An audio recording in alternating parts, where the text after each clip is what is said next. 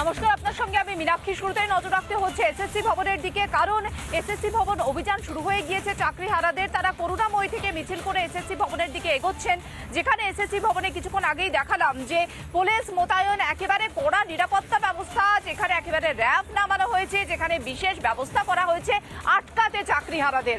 সরাসরি আমাদের প্রতিনিধিরা রয়েছেন তুলিকা, কিশলয় এবং পিউ আমার সঙ্গে। আমি শুরুতেই কিশলয়ের কাছে চলে যাই।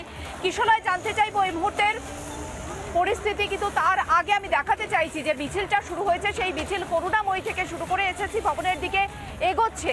যে মিছিল থেকে চাকরিহারাদের একটাই দাবি, যেখানে তারা তাদের চাকরি ফেরত পাওয়ার দাবি করছেন এবং তারা যে ওএমআর শিট অর্থাৎ উত্তরপত্র, সেই উত্তরপত্র প্রকাশেরও দাবি করছেন। চাকরিহারাদের এই দাবি, যে দাবিকে কেন্দ্র করে তারা প্রতিবাদ আন্দোলনে নেমেছিল এবং তার ছবি আমরা দেখেছিলাম, যেখানে কিভাবে তাদের উপর লাঠি চালানো হয়েছিল, কিভাবে তাদেরকে লাথি মারা হয়েছিল, তাদেরকে যেভাবে সেই দিন আটকানোর নামে পুলিশ তাদের উপর কার্যত অত্যাচার চালালো চাকরিহারাদের অভিযোগ অনুযায়ী। এবং তারপরে আমরা কি দেখলাম যে আজকে যেখানে গোলাপ দিচ্ছেন চাকরিহারারা পুলিশ কর্মীদের, সেখানে চাকরিহারাদের পক্ষ থেকে যে অভিযান, সেই অভিযানের আগে অতি সক্রিয় পুলিশ। আমরা দেখলাম এসএসসি ভবনের সামনে কিভাবে বিশেষ ব্যবস্থা, পুলিশের অতি সক্রিয়তা দেখাচ্ছে। পুলিশ যেন মনে হচ্ছে কোনো হামলা হতে চলেছে এবং সেই অনুযায়ী যেন ব্যবস্থাপনা, যেভাবে কাঁদানে গ্যাসের শেল থেকে শুরু করে যেখানে অতিরিক্ত পুলিশের সক্রিয়তা, যেখানে আমরা দেখতে পাচ্ছি একের পর এক নিরাপত্তা ব্যবস্থা, যেখানে র্যাব নামানো হচ্ছে। এবং তার পরিপ্রেক্ষিতে এই মুহূর্তে দাঁড়িয়ে করুণাময়ী থেকে যে মিছিল শুরু হয়েছে সেদিকে নজর রাখছি। সরাসরি আমাদের প্রতিনিধিদের কাছে এবার যাই। কিশলয় রয়েছেন আমার সঙ্গে। কিশলয়, কি পরিস্থিতি?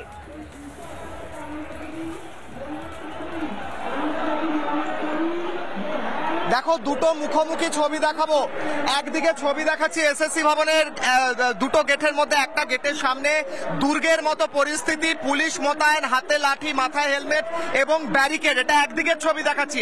এবার আমার ভিডিও জার্নালিস্ট দীপঙ্কর উল্টো দিকের ছবিটা দেখাচ্ছে। ঠিক রাস্তা থেকে 10 মিটার দূরত্বে বিরাট একটি মিছিল এসে পৌঁছেছে। চাকরিহারাদের মিছিল, শিক্ষকদের মিছিল, তারা এসে পৌঁছেছেন এই মুহূর্তে। অর্থাৎ 10 মিটার ব্যবধান, রাস্তার এপার আর রাস্তার ওপার। একদিকে বিরাট পুলিশ মোতায়েন, মাথায় হেলমেট, হাতে লাঠি, কাঁদানে গ্যাস, ব্যারিকেড সমস্তটা রয়েছে।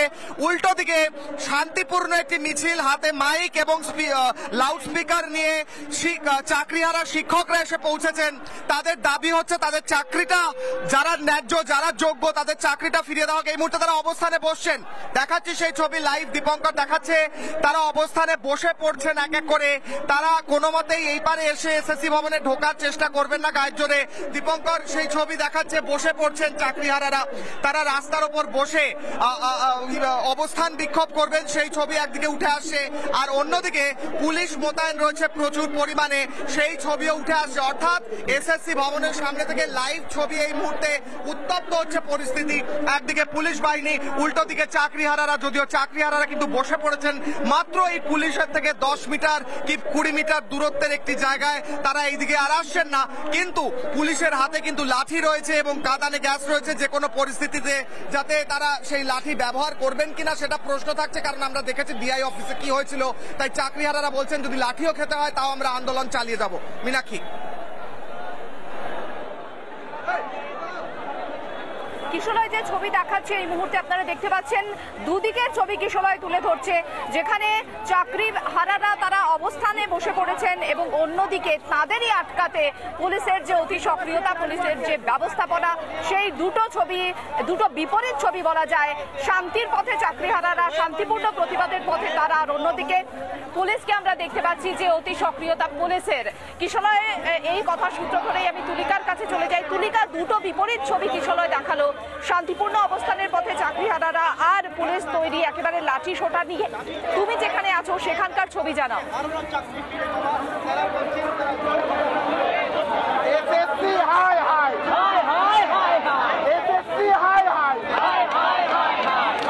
দেখো, ইতিমধ্যে আজকে যে মিছিল হয়েছে শিক্ষক শিক্ষিকাদের, সেক্ষেত্রে কিন্তু এসএসসি ভবনের সামনে প্রচুর পুলিশ ফোর্স মোতায়েন করা থাকলেও কোনো ব্যারিকেড করা হয়নি। আর সে কারণে তারা কোনো রকমভাবে জোরপূর্বক শিক্ষক শিক্ষিকারা ভেতরে প্রবেশ করেনি।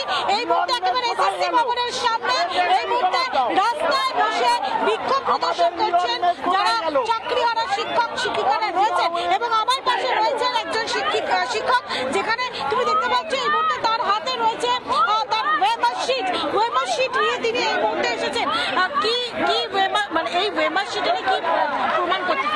এই ওএমআর হচ্ছে আমাদের নিজস্ব ওএমআর, যাতে আমরা পরীক্ষা দিয়ে কোয়ালিফাই করেছি এটা হচ্ছে এসএসসি তাদের অফিসিয়াল ওয়েবসাইটে প্রকাশ করেছে এবং যেটা সিবিআই উদ্ধার করেছে গাজিয়াবাদ থেকে।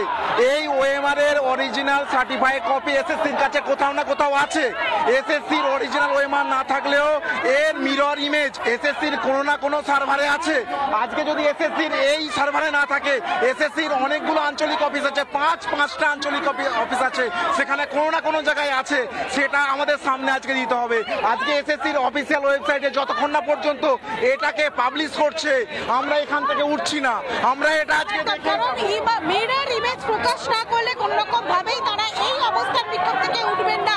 আমি একটুখানি সেই ছবিটা বলবো মোহিতকে দেখাতে, শুধুমাত্র এদিকে না, মোহিতকে আমি একটু বলবো পিছনের দিকে আসতে, যেদিকে দু চোখ যায় তুমি এই মুহূর্তে দেখতে পাচ্ছ গোটা যে রাস্তা এই মুহূর্তে পুরো যারা চাকরিহারা শিক্ষক শিক্ষিকারা রয়েছেন, যে ছবি এই মুহূর্তে তুমি দেখতে পাচ্ছ, তারা কিন্তু প্রত্যেকে এই মুহূর্তে রাস্তায় বসে অবস্থান বিক্ষোভ করছেন।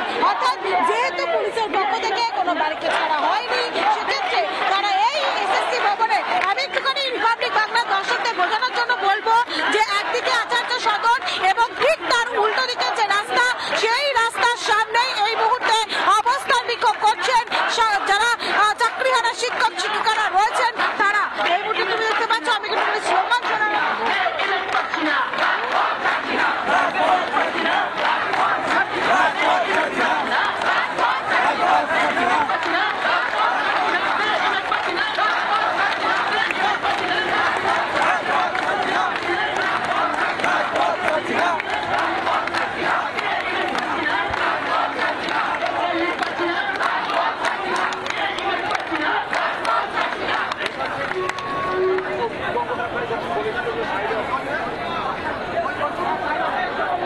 একেবারে যে ছবি এই মুহূর্তে দেখতে পাচ্ছ, যেখানে কিন্তু ইতিমধ্যে চাকরি হারা শিক্ষক শিক্ষিকারা রোদের মধ্যে জলে ভিজে রোদে পুড়ে এই মুহূর্তে তারা রাস্তার মধ্যেই অবস্থান বিক্ষোভ করছেন এবং তাদের দাবি যতক্ষণ না পর্যন্ত এই দাবি তাদের মানা হবে, মিরর ইমেজ প্রকাশ করা হবে, ততক্ষণ পর্যন্ত তারা এভাবেই রাস্তা অবরোধ করবেন এবং এখানেই তারা অবস্থান বিক্ষোভ করবেন।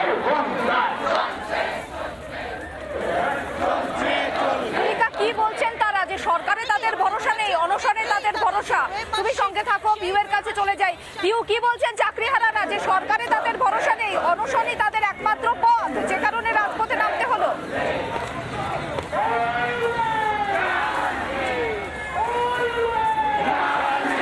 একেবারে সরকারে তো ভরসা নেই, আগেও বারংবার তারা অভিযোগ করেছেন।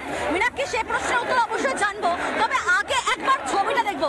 আজকে রাজপথে গর্জন হচ্ছে, প্রতিবাদের গর্জন হচ্ছে, তারা প্রতিবাদ করছেন চাকরিহারারা। ছবিটা দেখো একবার, রাজশেখর, হবে এত কাতারে কাতারে মানুষজন তারা বসে রয়েছেন। এরা কি নিয়ে সরব হচ্ছেন? চাকরি নিয়ে সরব হয়েছেন। কেন? এরা চাকরিটা খেয়ে ফেলেছে। যোগ্য এবং ন্যায্যভাবে চাকরি পাওয়ার পর দীর্ঘদিন ধরে এক স্কুলের সঙ্গে বাচ্চাদের সঙ্গে সম্পর্ক তৈরি হওয়ার পর হলো, আর আজ তারা এভাবে রাস্তায় বসে রয়েছেন। অন্যদিকে দেখো পুলিশ আধিকারিকটা, একবার দেখো ছবিটা রাজশেখর, যে পুলিশ আধিকারিকরা কোনো না কোনো সময় এই শিক্ষক শিক্ষিকার কাছে পড়াশোনা করে মানুষ হয়েছেন, তাদের এই চাকরিটা পেয়েছেন, তারা আবার তাদেরকে আটকানোর জন্য এভাবে মরিয়া হয়ে উঠে রয়েছেন। তাই তাদেরকে এভাবে এখানে দেখতে এত বিশাল সংখ্যা। একবার তাদের সঙ্গে কথা বলি। এই যে আজকে আপনাদেরকে এভাবে প্রতিবাদ করে রাস্তায় নামতে হয়েছে, মনে হচ্ছে না আমরা স্বাধীনতার যুগে চলে গেছি? আপনারা স্বাধীনতা সংগ্রামী, আপনারা সংগ্রাম করছেন, এই সংগ্রাম করে আপনাদেরকে স্বাধীনতা নিয়ে আসতে হবে, মানে চাকরি নিয়ে আসতে হবে। আমরা গভীর উদ্বেগের সাথে আমরা লক্ষ্য করছি যে সরকার, কমিশন যোগ্য অযোগ্য পৃথক করতে ব্যর্থ হয়েছে, যার কারণে সুপ্রিম কোর্ট আজকে আমাদের এই রায় দিয়েছে।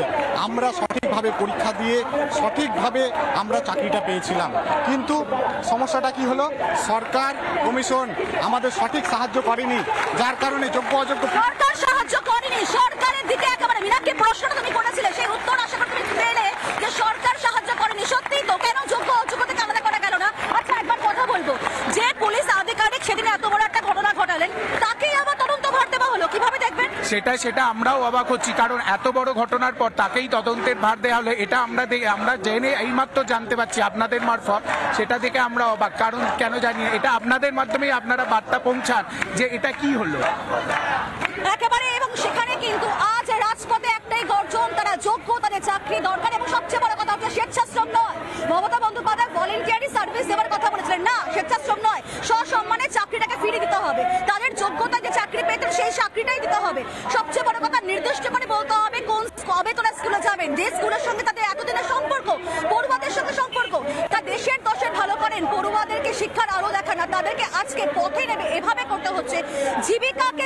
নিজেরও জীবন নিয়ে বাজি রেখে অনশন করতে হচ্ছে লাগাতার। ওটা থেকে পুলিশ আধিকারিকদের একটা ছবিটা দেখাবো। এত সংখ্যা এখানে পুলিশ ডিপ্লয়মেন্ট করা হয়েছে, কারণটা কি? কাদেরকে আটকানোর জন্য? চাকরি হারাদেরকে। এরা কি কোনো জঙ্গি? এরা কোনো অন্যায় করেছে? এটা কি দুষ্কৃতী? না, আমরা দেখেছিলাম সেদিনকে একটা এসআই তিনি লাঠি মেরেছিলেন, সেই ছবি বারবার সামনে আসছে। তাকে আজকে আবার লালবাজারের তরফ থেকে দায়িত্ব দেওয়া হলো, তিনি তদন্ত করবেন। তদন্তটা কি স্বচ্ছ হবে? হবে কি যে মারল সে আবার তদন্ত করবে? নানা ধরনের কন্টেন্ট দেখার জন্য লাইক করুন, শেয়ার করুন আমাদের ফেসবুক পেজ, সাবস্ক্রাইব করুন আমাদের ইউটিউব চ্যানেল। পাশাপাশি অন্যান্য ব্রেকিং নিউজের জন্য অবশ্যই চোখ রাখুন রিপাবলিক বাংলায়।